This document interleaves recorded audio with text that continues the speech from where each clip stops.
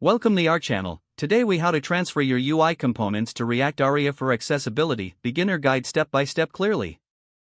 Begin by understanding the importance of accessibility in your UI components.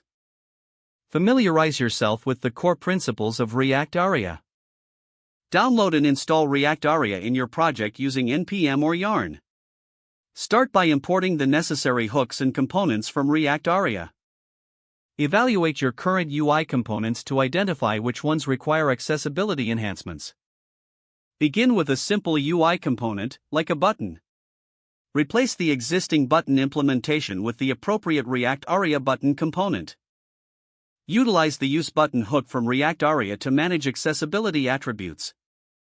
Apply accessible properties, such as Aria Label or Aria Described By, where necessary.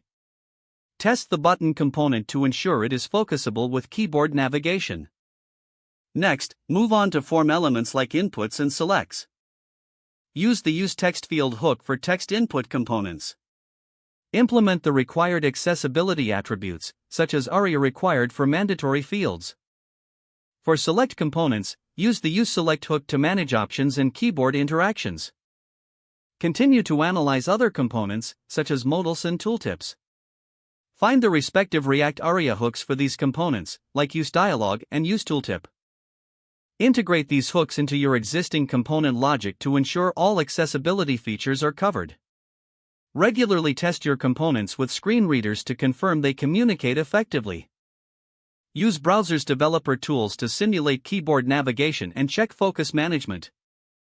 Document the changes made for each component to maintain clarity in your codebase. Review React Aria's extensive documentation for additional best practices and advanced features.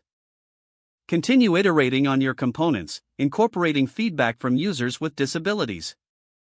Commit and push your changes to your version control system. Finally, celebrate your improvements in accessibility as a vital step for inclusive design. If the page does not load, refresh the browser or try again in a private or incognito window.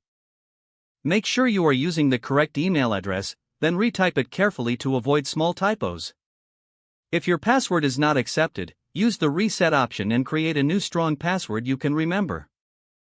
Check your spam folder for verification or security emails, then complete any requested confirmation steps. Don't forget to like this video and subscribe to our channel for more step-by-step tech guides.